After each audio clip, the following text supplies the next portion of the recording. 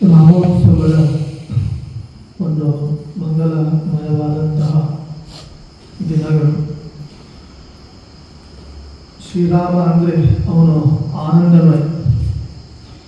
ರಾಮ ಎಂಬ ಶಬ್ದದ ಪರಮಾರ್ಥವೇ ಏನು ಅಂದರೆ ತಾನು ಸ್ವತಃ ಆನಂದಿಸುವವನು, ಜೊತೆಗೆ ತನ್ನ ಭಕ್ತರನ್ನು, ನಿಜ ಭಕ್ತರನ್ನು ಸಂತೋಷಪಡಿಸುವವನು, ಆನಂದಪಡಿಸುವವನಾದ್ದರಿಂದ ಅವನು ರಾಮ ಅನ್ನೋದೇ ಅವನು ಕಥಿತನಾಗಿದ್ದಾನೆ.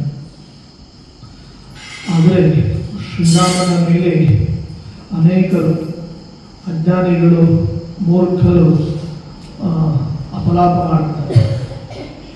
ಬೇರೆ ಬೇರೆ ರೀತಿಯಲ್ಲಿ ರಾಮನ ಚರಿತ್ರೆಯ ಬಗ್ಗೆ ಮತ್ತು ಶ್ರೀರಾಮನ ಒಂದು ಅನೇಕ ವಿಷಯಗಳ ಬಗ್ಗೆ, ಅವನ ಚಾರಿತ್ರ್ಯದ ಬಗ್ಗೆನೇ ಅಪಲಾಪ ಮಾಡುವಂತಹ ಮೂರ್ಖರು ತಲೆಯಲ್ಲಿ, ತಮ್ಮ ಮೆದುಳಿನಲ್ಲಿ ಅಜ್ಞಾನವನ್ನೇ ತುಂಬಿಕೊಂಡಿರುವಂಥವರು ತಾಮಸರು ಇದ್ದಾರೆ. ಅದರಲ್ಲಿ ಒಂದು ವಿಷಯ ನಾವು ಹೇಳೋದಾದರೆ, ಅದನ್ನು ನಿರೂಪಿಸೋದಾದರೆ, ವಾಲಿಯ ಒಂದು ಸಂಹಾರದ ಪ್ರಸಂಗ. ಶ್ರೀರಾಮಚಂದ್ರ ವಾಲಿಯನ್ನು ಸಂಹಾರ ಮಾಡ್ತಾನೆ. ಅದು ಸುಗ್ರೀವನ ಒಂದು ಪ್ರಾರ್ಥನೆಯ ಮೇರೆಗೆ ವಾಲಿಯನ್ನು ಸಂಹಾರ ಮಾಡಲಿಕ್ಕೆ ಶ್ರೀರಾಮ ಉದ್ಯುಕ್ತನಂತ. ಅದು ಇಲ್ಲಿ ಈ ಪ್ರಶ್ನೆ ಏನು ಅಂದರೆ, ರಾಮ ಸಾಕ್ಷಾತ್ತಾಗಿ ವಾಲಿಯ ಮುಂದೆ ನಿಂತು ಬಾಣವನ್ನು ಬಿಟ್ಟು ಅವನನ್ನು ಹೊಡಿಬೋದಿತ್ತು, ಅವನನ್ನು ಕೊಲ್ಲಬೋದಿತ್ತು. ಆದರೆ ರಾಮ ಏನು ಮಾಡ್ತಾನೆ, ಶ್ರೀರಾಮ ಮರೆಯಲ್ಲಿ ನಿಂತು ವಾಲಿಗೆ ಬಾಣವನ್ನು ಪ್ರಯೋಗ ಮಾಡ್ತಾನೆ. ಹಾಗಾಗಿ ಶ್ರೀರಾಮ ಮರೆಯಲ್ಲಿ ನಿಂತು ಬಾಣವನ್ನು ಪ್ರಯೋಗ ಮಾಡಿದ್ದರಿಂದ ದುರ್ಬಲರ ಮೇಲೆ ಶ್ರೀರಾಮಚಂದ್ರ ಆಕ್ರಮಣ ಮಾಡಿದ್ದಾನೆ. ಮರೆಯಲ್ಲಿ ನಿಂತು ಸಂಹಾರ ಮಾಡುವಂತಹದ್ದು ಅದು ಧರ್ಮ ಅಲ್ಲ. ಇದು ಶ್ರೀರಾಮನ ಒಂದು ಪರಾಕ್ರಮಕ್ಕೆ, ಅವನ ಚಾರಿತ್ರ್ಯಕ್ಕೆ ಹಾನಿಯಾಗುವಂತಹ ಪ್ರಸಂಗ ಬರುತ್ತದೆ ಅಂತ ಹೀಗೆ ಅನೇಕರು ಆಕ್ಷೇಪವನ್ನು ಶ್ರೀರಾಮನ ಮೇಲೆ ಮಾಡ್ತಾರೆ. ಆದರೆ ಇದಕ್ಕೆ ಉತ್ತರವನ್ನು ಯಾರೂ ಕೂಡ ಕೊಟ್ಟಿಲ್ಲ. ವಾಲ್ಮೀಕಿ ಋಷಿಗಳು ಸೂಚ್ಯವಾಗಿ ಹೇಳಿದ್ದಾರೆ. ಅಂದರೆ ಅಲ್ಲಿ ನಮಗೆ ನಿರ್ಣಯ ಸ್ಪಷ್ಟವಾಗಿ ಸಿಗಬೇಕಾಗ್ತದೆ.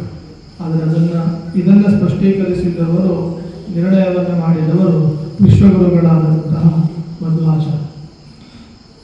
ಶ್ರೀರಾಮ ಮರೆಯಲ್ಲಿ ನಿಂತು ಯಾಕೆ ಬಾಣವನ್ನು ಬಿಟ್ಟ, ಅಂತಹ ಒಂದು ಸನ್ನಿವೇಶ ಏನಾಗಿತ್ತು ಅಂತಂದರೆ, ಅದು ವಾಲಿ ಮತ್ತು ಸುಗ್ರೀವ ಇವರಿಬ್ಬರು ಕೂಡ ಹೋದರು. ಇವರಿಬ್ಬರು ಯುದ್ಧ ಮಾಡುವಾಗ ತಾನು ಎದುರಿಗೆ ಬಂದು, ಸ್ವತಃ ಶ್ರೀರಾಮನೇ ಬಂದು ವಾಲಿಯ ಮುಂದೆ ನಿಂತುಕೊಂಡು ಬಾಣವನ್ನು ಬಿಡಬೇಕು ಅಂತ ಸಿದ್ಧನಾದರೆ, ಆಗ ವಾಲಿಯೂ ಕೂಡ ರಾಮಭಕ್ತ ಇದ್ದ. ವಾಲಿ ಯಾರು? ಬೇರೆಯವರು ವಾಲಿಯ ಬಗ್ಗೆ ತಿಳಿಸೋದೇ ಇಲ್ಲ. ವಾಲಿ ಯಾರು ಅಂತ ಕೇಳಿದರೆ, ಸ್ವರ್ಗದ ಅಧಿಪತಿ ಇದ್ದಾನೆ, ಸ್ವರ್ಗಲೋಕದ ಅಧಿಪತಿ ದೇವೇಂದ್ರ. ಆ ದೇವೇಂದ್ರನೇ ಇಲ್ಲಿ ಮಾಡಿದ್ದಾನೆ, ವಾಲಿಯಾಗಿ ಬಂದಿದ್ದಾನೆ. ಸುಗ್ರೀವ ಯಾರು ಅಂದರೆ ಸೂರ್ಯ. ಆ ಸೂರ್ಯನೇ ಈಗ ಸುಗ್ರೀವನಾಗಿ ಬಂದಿದ್ದಾನೆ.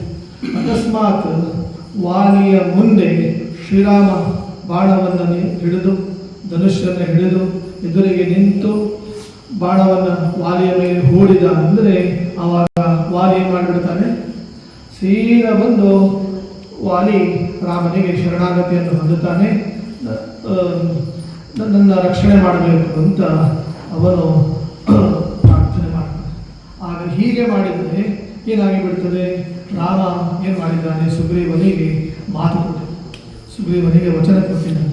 ಏನು, ನಾನು ವಾಲಿಯನ್ನು ಸಂಹಾರ ಮಾಡ್ತೇನೆ ಅಂತ ವಚನವನ್ನು ಕೊಟ್ಟಿದ್ದರಿಂದ, ಆ ವಚನ ತನ್ನ ಭಕ್ತರ ಮಾತುಗಳನ್ನು, ವಚನಗಳನ್ನು ಪರಿಪಾಲನೆ ಮಾಡೋದು ಅದು ರಾಮನ ಧರ್ಮ. ಆದ್ದರಿಂದ ಭಕ್ತ ಪರಿಪಾಲಕ, ಆದ್ದರಿಂದ ಭಕ್ತಜನ ಪರಿಪಾಲಕರಾದ್ದರಿಂದ ಇಂಥ ಸನ್ನಿವೇಶದಲ್ಲಿ ಮನೆಯಲ್ಲಿಯೇ ನಿಂತು ಬಾಣವನ್ನು ಹೂಡಿಬಿಟ್ರೆ ಆಗ ಸುಗ್ರೀವನ ಮಾತನ್ನು ಉಳಿಸಿಕೊಂಡಂತೆ ಆಗ್ತದೆ ಅಂತ ಹೀಗೆ ಆಚಾರ್ಯರು ಒಂದು ಉತ್ತರವನ್ನು ಕೊಟ್ಟಿದ್ದಾರೆ. ಇನ್ನೊಂದು ವಿಶೇಷ, ಮರೆಯಲ್ಲಿ ನಿಂತು ರಾಮ ಬಾಣ ಪ್ರಯೋಗ ಮಾಡಿದ್ದಾನೆ, ರಾಮ ವಾಲಿಗೆ ಭಯಪಟ್ಟಿದ್ದಾನೆ ಅಂತ ಕೆಲವರು ಹೇಳೋದು. ವಾಲಿಗೆ ಶ್ರೀರಾಮ ವಾಲಿಯ ವಿಷಯದಲ್ಲಿ ಭಯಪಟ್ಟಿದ್ದರಿಂದ, ಅಂಜಿಕೆ ಬಂದಿದ್ದರಿಂದ ಮರೆಯಲ್ಲಿ ನಿಂತು ವಾಲಿಗೆ ಬಾಣವನ್ನು ಹೂಡಿದ ಅಂತ ಹೀಗೆ ಆಕ್ಷೇಪ ಮಾಡಿದರೆ ಅದಕ್ಕೂ ಮಧ್ವಾಚಾರ್ಯರು ಉತ್ತರ ಕೊಟ್ಟಿದ್ದಾರೆ. ಏನು ಉತ್ತರ ಕೊಡ್ತಾರೆ ಅಂತಂದರೆ, ವಾಲಿ ಸಂಹಾರ ಆಗ್ತದೆ. ವಾಲಿಯ ಸಂಹಾರ ಆದಾಗ ಇನ್ನೇನು ವಾಲಿಯ ಹೃದಯದಲ್ಲಿ ಜೀವ ಇರುತ್ತದೆ, ಇನ್ನೇನು ಜೀವಾತ್ಮ ಹೊರಡುವ ಸಮಯದಲ್ಲಿ ರಾಮ ಎದುರಿಗೆ ಬರ್ತಾನೆ. ಎದುರಿಗೆ ಬಂದಾಗ ವಾಲಿ ಎಷ್ಟು ಸಂತೋಷ ಪಡ್ತಾನೆ ಅಂತಂದರೆ, ನಿನ್ನ ಸನ್ನಿಧಿಯಲ್ಲಿ, ದೇವರ ಸನ್ನಿಧಿಯಲ್ಲಿ ಪ್ರಾಣ ಪುಷ್ಪ ಸಮರ್ಪಣೆ ಆಗ್ತದೆ ಅಂದರೆ ಇದಕ್ಕಿಂತ ಭಾಗ್ಯ ಯಾವುದಿದೆ? ದೊಡ್ಡ ಭಾಗ್ಯ, ನನ್ನ ಭಾಗ್ಯ ದೊಡ್ಡ ಭಾಗ್ಯ ಅಂತ. ಯಾಕೆಂದರೆ ನಿತ್ಯ ದೇವರಿಗೆ ನಾವು ಪುಷ್ಪ ಸಮರ್ಪಣೆ ಮಾಡ್ತೇವೆ. ಆದರೆ ವಾಲಿಯ ಚಿಂತನೆ ಏನು ಅಂದರೆ, ಇದು ಯಾವುದೋ ಒಂದು ಗುಲಾಬಿ ಪುಷ್ಪ ಅಲ್ಲ, ಮಲ್ಲಿಗೆ ಪುಷ್ಪ ಅಲ್ಲ, ಪ್ರಾಣ ಪುಷ್ಪವನ್ನೇ ದೇವರ ಚರಣಕ್ಕೆ ಸಮರ್ಪಣೆ ಮಾಡುವ ಯೋಗ ಯಾರಿಗೆ ಸಿಗ್ತದೆ? ಅದು ನನಗೆ ಸಿಕ್ಕಿದೆ ಅಂತ ವಾಲಿ ಸಂತೋಷಪಟ್ಟು ನುಡಿತಾನೆ.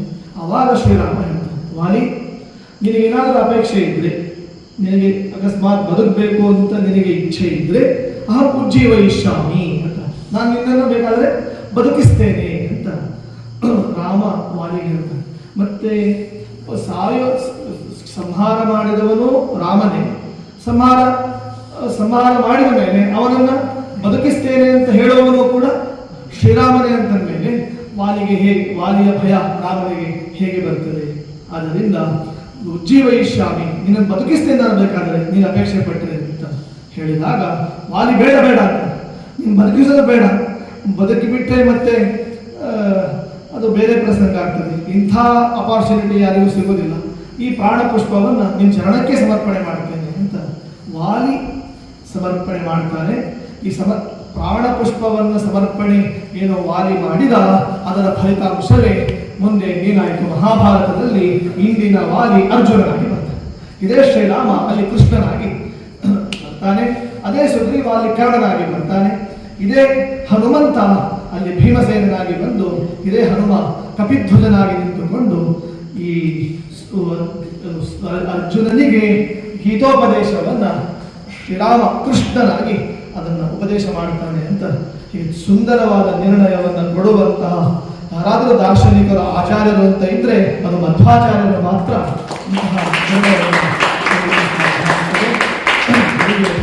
ಇಂತಹ ಶ್ರೀರಾಮೋತ್ಸವದಲ್ಲಿ ನಾವು ರಾಮನನ್ನು ಚಿಂತನೆ ಮಾಡಿ, ಏನೇನು ಸಂಶಯಗಳಿವೆ, ರಾಮನ ಬಗ್ಗೆ ಸಂಶಯಗಳಿವೆ, ಆ ಎಲ್ಲ ಸಂಶಯಗಳು ಪರಿಹಾರ ಮಾಡಿಕೊಂಡ್ರೆ ಮಾತ್ರ ನಮಗೆ ರಾಮಪ್ರಸಾದ ಆಗಲಿಕ್ಕೆ ಸಾಧ್ಯ.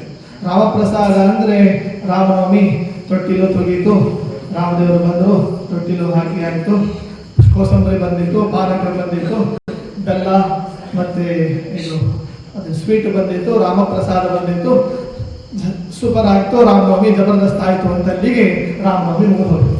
ಆದರೆ ಇದು ರಾಮನವಮಿ ಅಲ್ಲ, ತೊಟ್ಟಿಲು ತೂಗಬೇಕು. ಯಾವ ತೊಟ್ಟಿಲು ತೂಗಬೇಕು ಅಂದರೆ ನಮ್ಮ ಹೃದಯ ಎಂಬ ತೊಟ್ಟಿಲು ತೂಗಬೇಕು, ಅಲ್ಲಿ ರಾಮ ಪ್ರತಿಷ್ಠಿತನಾಗಬೇಕು, ಅಜ್ಞಾನ ಎಂಬ ಕತ್ತಲೆ ನಿವಾರಣೆ ಆಗಬೇಕು, ಜ್ಞಾನದ ಬೆಳಕು ಪಸರಿಸಬೇಕು ಅಂತ ಹೇಳಿದವರು ಮಧ್ವಾಚಾರ್ಯರು. ಅಂತಹ ರಾಮ ನಮ್ಮನ್ನು ಅನುಗ್ರಹಿಸಬೇಕು.